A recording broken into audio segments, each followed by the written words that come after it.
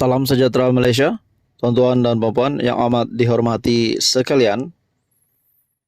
Keputusan pilihan raya kecil Parlimen Pulai dan pilihan raya kecil Dun Simpang Jeram berakhir dengan kemenangan kepada Pakatan Harapan 2-0.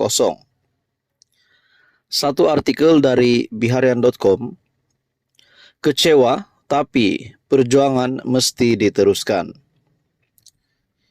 Peningkatan peratusan undi diperoleh sedikit sebanyak mengubat hati calon PN Zulkifli Jaafar yang tewas pada PRK kerusi Parlimen Pulai. Akur dengan pilihan pengundi, beliau mengakui sudah melakukan yang terbaik bersama Jentera Perikatan Nasional sepanjang 2 minggu berkempen dan mengharungi pilihan raya kecil Parlimen Pulai dengan tenang. Ini pasti satu lagi keputusan yang buruk untuk Muhyiddin Yassin dan Hadi Awang sebagai kepimpinan tertinggi PN. Hasrat Perikatan Nasional untuk menang di Dun dan juga di Parlimen Pulai tidak tercapai. Dalam artikel ini lagi, menyifatkan kemenangan dan kekalahan sebagai lumrah. Zulkifli menegaskan perjuangannya bersama Perikatan Nasional tidak akan terhenti. Saya difahamkan peratusan undi diraih meningkat dan secara tidak langsung ini menggambarkan sokongan rakyat mula beralih kepada Perikatan Nasional. Saya berterima kasih kepada semua jentera yang bertungkus lumus sepanjang tempo berkempen. Kenalan, sahabat dan penduduk Parlimen Pulai. Saya terima keputusan ini dan berpuas hati kerana ada perkembangan baik berbanding sebelum ini, katanya ketika ditemui. Kehadiran Zulkifli disambut di bilik gerakan Perikatan Nasional dikempas walaupun kumpulan jentera dan lebih 100 penyokong parti berkenaan kelihatan kecewa. Kerusi Parlimen Pulai dimenangi calon Pakatan Harapan PH Suhaizan Kayat yang meraih 48.283 undi dengan majoriti 18.641 undi, manakala Zulkifli Perikatan Nasional mendapat 29.642 undi dan calon bebas Samsudin Muhammad Fauzi sekadar mendapat 528 undi. Dalam pada itu, kemenangan kepada PH 2-0. Satu lagi artikel dari Sinar Harian, pilihan raya kecil, pimpinan kerajaan perpaduan, ucap tahniah atas kejayaan Pakatan Harapan. Timbalan Perdana Menteri Datuk Seri Ahmad Zahid Hamidi menzahirkan rasa syukur atas kejayaan PH mempertahankan kerusi Parlimen Pulai dan Dewan Undangan Negeri Dun Simpang Jeram pada PRK pada Sabtu. Pengerusi BN dan Presiden UMNO itu turut merakamkan ucapan terima kasih kepada semua jentera parti dalam gabungan kerajaan perpaduan yang bekerja keras memastikan kemenangan tersebut serta semua pengundi yang memilih calon daripada PH. Syukur Alhamdulillah. Terima kasih jentera dan pengundi P161 Pulai dan N13 Simpang Jeram. Hai, hello, salam sejahtera Malaysia, tuan-tuan dan puan yang amat dihormati sekalian. Pilihan raya di Simpang Jeram. Akhirnya saudara-saudara, tuan-tuan dan puan, pengundi-pengundi akan mengundi pada pilihan raya di Simpang Jeram nanti.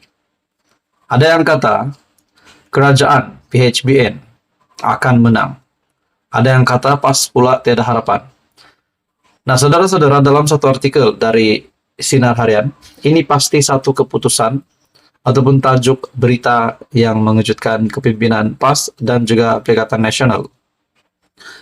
Satu artikel dari sinarharian.com, PAS sudah tidak relevan di Simpang Jeram, kata seorang bekas adun. Wow, bagi saya ini satu lagi kejutan baru untuk Muhyiddin Yassin sebagai pengerusi Perikatan Nasional dan juga Presiden PAS sendiri Tan Sri Abdul Hadi Awang sebagai timbalan pengerusi Perikatan Nasional.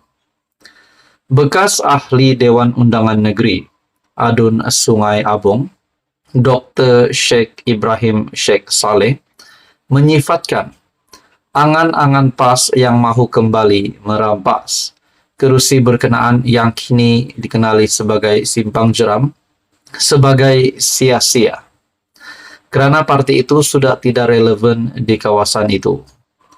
Bekas adun PAS yang berkhidmat 2 penggal di kerusi berkenaan berkata, ini kerana perjuangan PAS for All yang mesra kepada masyarakat bukan Islam kini sudah tiada apabila Tan Sri Nik Abdul Aziz Nikmat meninggal dunia. Dulu, PAS sesuai dengan jiwa saya. Masa itu perjuangan kita mesra kepada masyarakat bukan Islam. Bila ada PAS for All, itu slogan yang dapat sambutan daripada masyarakat Cina, India. Luar biasa, kita tak jangka. Sangat sesuai dengan perjuangan saya.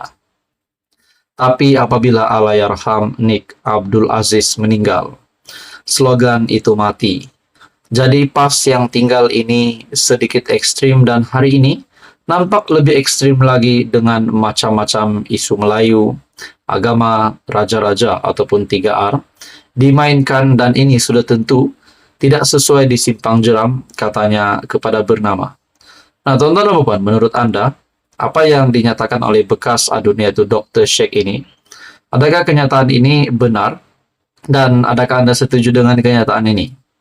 Secara pribadi, saya setuju dengan kenyataan dari bekas adun ini. Dalam artikel ini lagi, beliau yang menjadi ahli PAS selama 36 tahun dan menjadi individu yang menubuhkan PAS di Bakri pada 1985 berkata, perkara itu jugalah yang membuatkan beliau tawar hati dengan PAS dan kini menyertai amanah sejak 2019. Dr. Sheikh Ibrahim berkata, perjuangan amanah yang turut bermula di Simpang Jeram pada 2015 adalah lebih sesuai dengan situasi masyarakat semasa, lebih terbuka dan lebih bersederhana, sesuai dengan konsep rahmatan lil alamin. Bila tak dapat sokongan Cina, maka isu 3R ini PAS akan main. Dan saya percaya selepas ini mereka akan jadi lebih ekstrim memandangkan BN dan Pakatan Harapan berada dalam satu gabungan yang lebih moderate, sederhana, DAP yang lebih sederhana, semua akan lebih bersederhana. Katanya, hasrat PAS yang mau melahirkan doktor kedua itu, yaitu kemenangan calon berlatar belakangkan pakar perubatan di Simpang Jeram melalui pendekatan kempen calon PN merawat dan mendekati pengundi sakit hanya dilihat sebagai gimmick bagi meraih undi semata-mata. Kerana saya doktor dan anak tempatan di sini, berkhidmat di sini daripada mula saya bertugas pada 80-an hingga hari ini. Walaupun saya sudah bersara, saya doktor berkhidmat dan calon berkhidmat dan memberi rawatan kepada penduduk di sini sepanjang saya jadi adun. PRK di Simpang Jeram dan Parlimen Pulai menyaksikan pertandingan 3 penjuru antara PN, BNPH dan Bebas dengan calon PH Nazri Abdul Rahman akan berdepan saingan ahli jawatan kuasa PAS Pusat Dr. Muhammad Mazri Yahya daripada PN dan calon Bebas yang juga ahli perniagaan S. Jeganathan. SPR menetapkan pilihan raya kecil bagi kedua-dua kerusi itu diadakan serentak pada Sabtu ini. Jadi adakah di dua pilihan raya kecil ini bakal dimenangi oleh kerajaan ataupun PAS PN? Seperti yang dinyatakan oleh bekas adun ini, PAS sudah tidak relevan di Simpang Jeram.